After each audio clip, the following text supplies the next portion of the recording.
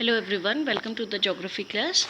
In this video I'll be continuing with class 10th geography chapter agriculture. Till so far in the previous videos I have discussed about different cropping season in India. Then we have discussed about the different types of farmings in India. Now here in this video I'll be continuing with the chapter and I'll be covering horticulture crops. India is the largest producer of fruits and vegetables in the world. India is a producer of tropical as well as temperate fruits. Some of the important fruits which are in great demands: mangoes of Maharashtra, Andhra Pradesh, Uttar Pradesh and West Bengal, oranges of Nagpur and Cherrapunji, bananas of Kerala, Mizoram, Maharashtra and Tamil Nadu, lychee and guava of Uttar Pradesh and Bihar, pineapples of Meghalaya, grapes of Andhra Pradesh and Maharashtra, apples, pears, apricots and walnuts of Jammu Kashmir and Himachal Pradesh. India produces 13% of world's vegetable. It is an important producer of peas, cauliflower, onion, cabbage, tomato, brinjal and potato. And students, did you know that India accounts to 10% of the world's fruit production? Here I would like to discuss some of the important commercial crops in India. Rubber. It is an equatorial crop, but under special conditions it is also grown in tropical and subtropical areas.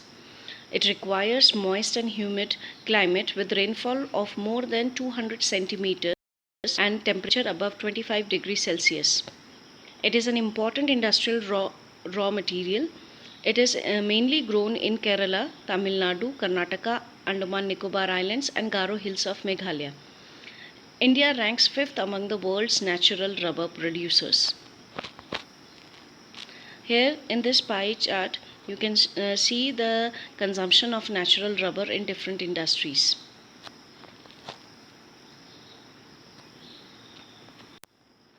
Now, second important non-food crop is cotton.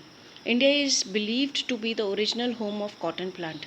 One of the main raw material for cotton textile industry, India is the third largest producer of cotton in the world. Cotton grows well in drier parts of black soil of Deccan Plateau. It requires high temperature, light rainfall, 210 frost-free days and bright sunshine for growth. Kharif crop, it is a kharif crop, requires 8 to 10 months to mature. Maharashtra, Gujarat, Madhya Pradesh, Karnataka, Andhra Pradesh, Punjab, Haryana, Tamil Nadu and Uttar Pradesh are major cotton producing states. Now let's discuss some of the important facts related with the agriculture in India. India is an agriculturally important country. Agriculture produces most of the food that we consume. Agriculture also produces raw materials for various industries. Did you know India is the second in the world in crop output next to China? 1.4 million square kilometers of land in India is under cultivation. Agriculture is India's biggest economic sector and employs around 52.1% of total workforce. Land. Here I would like to discuss some of the important initiatives taken by the Indian government to promote agriculture in our country. First of all, land focus was the main focus of the first 5-year plan. Right of inheritance had led to fragmentation of land holdings. Law of land reforms were enacted, but laws of implementation were lacking. So what are the steps taken by government in agricultural reforms till so far? Government of India embarked upon introducing agricultural reform to improve Indian agriculture in 1960s and 70s. Green revolution based on the use of packaged technology and white revolution, that is also called Operation Flood, were some of the strategies initiated to improve Indian agriculture. But this led to the concentration of the development in few selected areas. Therefore, In the 1980s and 90s, a comprehensive land development program was initiated, which included both institutional and technological reforms.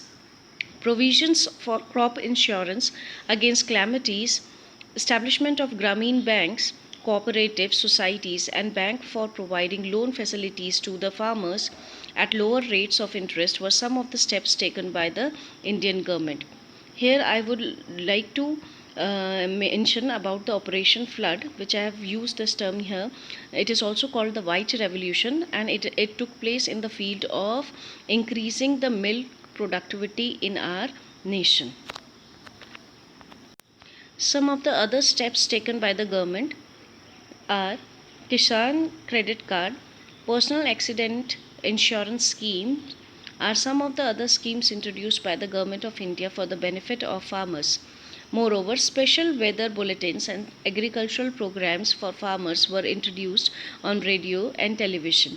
The government also announces minimum support price, remunerative and procurement prices for important crops to check the exploitation of farmers by speculators and middlemen.